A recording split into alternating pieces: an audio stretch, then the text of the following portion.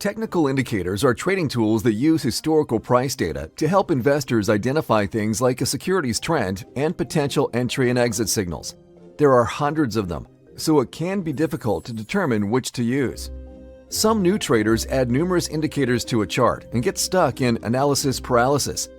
By understanding the different types of technical indicators and their purposes, you can zero in on a few indicators to help you make trading decisions or even build a consistent rules-based trading system. We'll discuss 4 major indicator categories, including trend tracking, oscillators, sentiment, and flow of funds. Trend tracking and oscillator indicators are generally used for creating trading systems, while sentiment and flow of funds indicators are commonly used for determining the strength of the broad market trend. Let's break these groups down and determine when you might use them. We'll start with trend tracking indicators. One of the basic tenets of technical analysis is the trend is your friend.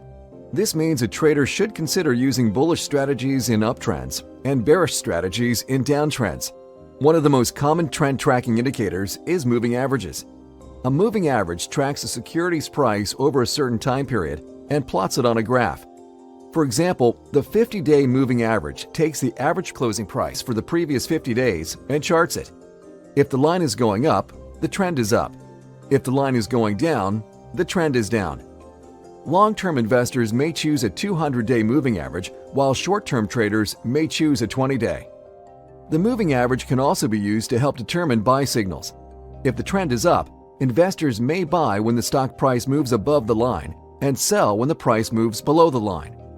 Other common trend tracking indicators include linear regression, envelopes, and Bollinger Bands. Often, trend traders look at other indicators to confirm a buy or sell signal. This is one use for the next group of indicators, oscillators. Oscillators typically measure how quickly a security's price is changing and chart it in a range to identify extreme values. Extreme values may suggest that a security is overbought or oversold, which could mean it's ready to reverse direction. Like watching a ball thrown in the air, you could tell it's about to start falling when its rise slows. A commonly used oscillator is the stochastic indicator. The stochastic measures momentum by comparing a stock's current price to its range of movement over a set time. If the stochastic line is rising, then this indicates that the price has bullish momentum. If the stochastic line is falling, then momentum is slowing. Some traders identify the extremes of the stochastic indicator as reversal zones. These reversal zones can suggest the security is overbought or oversold and can be used as trading signals. For example, the line crossing above 20 and out of the lower reversal zone could be a bullish signal. The line crossing below 80 and out of the upper reversal zone would be bearish. These signals can be used as confirmation with trend indicators like moving averages or as their own entry or exit signals for trading shorter-term swings. Other common oscillators include the Relative Strength Index or RSI, Moving Average Convergence Divergence or MACD, and the Commodity Channel Index or CCI. The next type of indicators, sentiment indicators, aren't commonly used to trade specific securities. Instead, they gauge investors' beliefs about the direction of the market. They tend to be popular with contrarian investors who are looking to pick market tops and bottoms.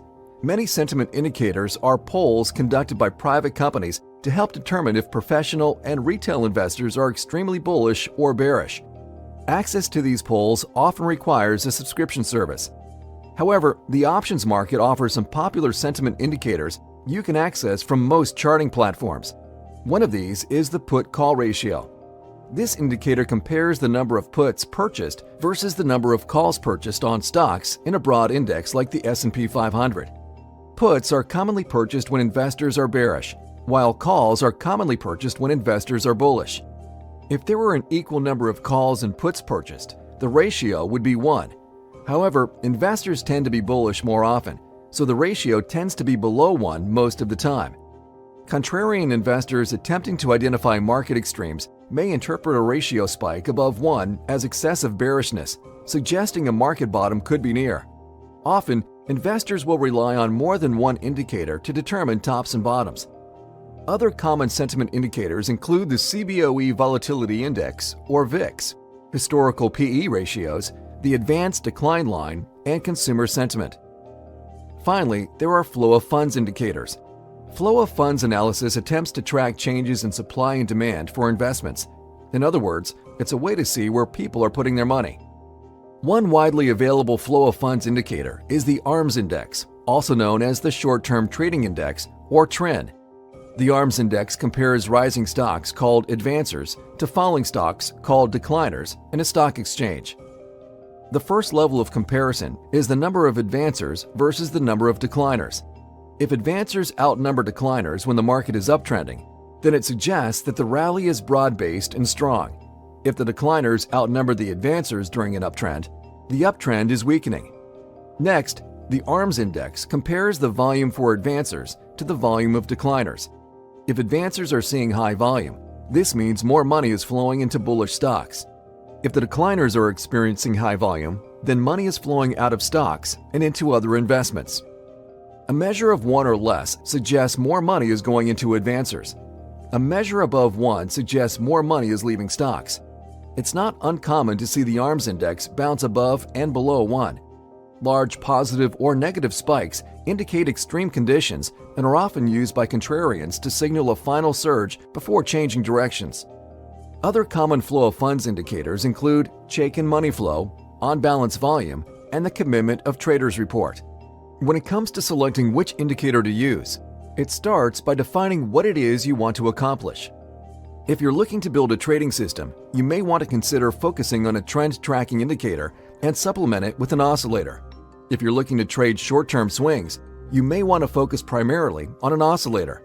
Long-term investors may choose to focus on sentiment and flow of funds indicators to determine if the market is bullish, bearish, or neutral, and to what degree. Once you've defined what you want to do, it's easier to determine which indicator may be best. Whether you want to build a system or just enhance your decision-making process, there's probably a technical indicator that can help. The next step is to match the appropriate indicators with your investing goals.